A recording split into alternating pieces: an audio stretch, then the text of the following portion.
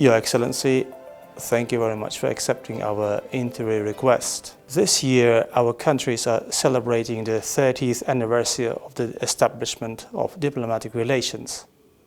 And from your own view, how would you evaluate our economic, political, and social relations? Well, first, let me thank you very much for giving me the opportunity to have this interview, to reach a wider audience. It's a pleasure to be here in Uzbekistan always. Alison LeClaire, Ambassador to Russia, Armenia, and Uzbekistan. She is a Canadian public servant with 30 years of experience in international relations. Her overseas postings include Brazil, Sweden, Switzerland, and Russia. LeClaire served in both bilateral and multilateral assignments, including as Canada's senior Arctic official. Canada's ambassador is skilled in government, international relations, human resource management, policy analysis, diplomacy, and economic development. LeClaire graduated from York University many years ago and working slowly towards a postgraduate degree in Canadian and Indigenous Studies with a focus on the North. And a pleasure to reflect on our 30-year history, but also what I would say is a very bright future.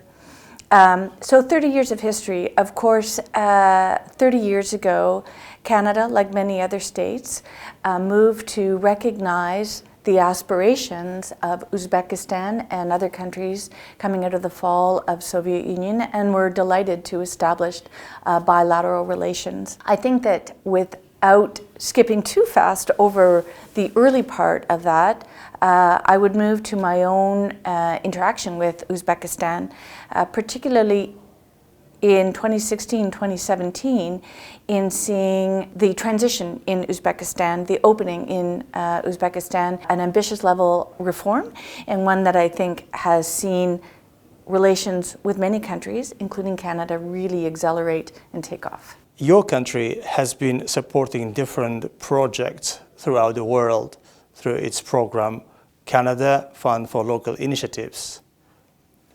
And we know that there are some in Uzbekistan.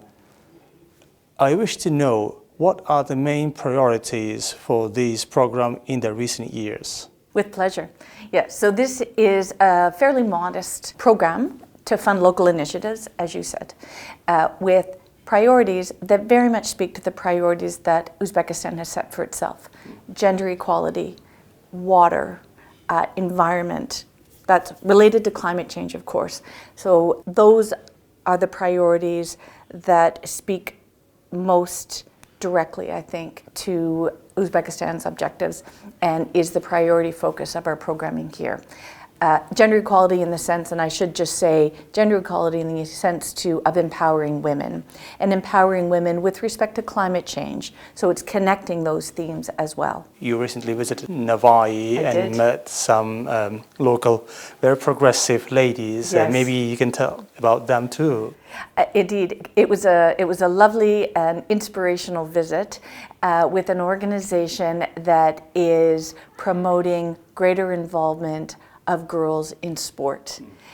Sport as a means of empowerment. I think all of us, when we think about our involvement in play and in sport, understand that it is a way of expressing ourselves physically, of setting and accomplishing goals, of growing in confidence in our own abilities, in developing skills of team collaboration and leadership that are applicable in all areas of life. This is an organization that has more than quadrupled the number of girls involved in artistic gymnastics over 10 years. And we are delighted to support their work in making a film about their work to get the message out all over Uzbekistan about the importance of sport as a way empowering girls and women to take their role in shaping Uzbek's future. Well, now Uzbekistan, we'll have to all admit, is changing, and we can see different changes. And your view on the role of NGOs and in addressing the problems of Uzbekistan? Well, the role of NGOs and media, if I may say, is critical to the development of any country. Speaking as a public servant, I have worked for the Government of Canada for over 30 years. And I would say that working with civil society as a government worker is rarely comfortable. It's not supposed to be comfortable. The role of civil society, of non-governmental organizations, is to challenge the government, to hold government to account with respect to problems in society and how they're being solved. I don't see how Canada could have achieved what it has and continues to without the role of NGOs on environment, on women, really on just a myriad of issues, yes. I'm glad that you touch upon environment, and we just talk about the problems, global problems, and there's an ongoing meeting in Egypt, Indeed. COP27, and I'm talking about within the framework of this meeting and want to know about Canada's achievements and problems, how your country is tackling in terms of some problems with remote areas, where we can also implement here in Uzbekistan. This is a big challenge, I think, for Canada, and I can see very much it would be for Uzbekistan as well. Before taking on my current role, I did work on Arctic issues and was part of an exercise to develop an Arctic policy.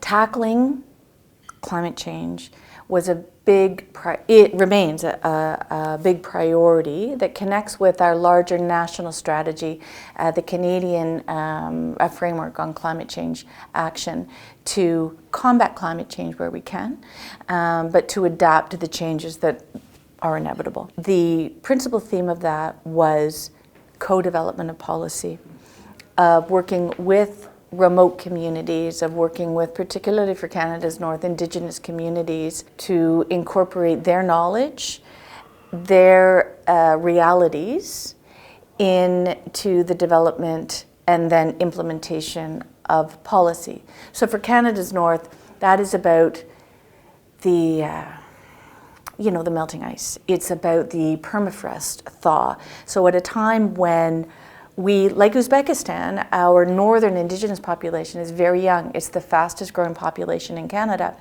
And they have aspirations for health, for education, for access to the internet, for prosperity, and this policy is really aimed at empowering them to drive those goals themselves, identifying problems, identifying solutions.